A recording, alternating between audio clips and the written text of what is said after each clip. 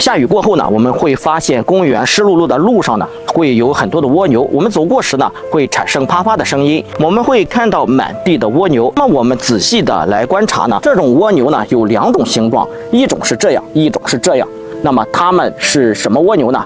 这种呢是条滑蜗牛，而这种呢是灰肩巴蜗牛。它们怎样区分呢？看条滑蜗牛的贝壳呢偏向于白色的，而且上面的螺旋纹呢有一个褐色的螺旋纹，而且它的贝壳是比较扁的。而灰肩巴蜗牛呢，它呈黄褐色，看起来呢是比较圆的，它的旋转中心呢是有个凸起的。我们再看蜗牛呢，它的爬行呢是非常慢的，看它行动迟缓，依靠足部肌肉伸缩爬行，分泌粘液润滑路径，爬过后呢会留下发亮的粘液痕迹。它们以什么为食呢？它们常常以植物的嫩茎和叶片为食。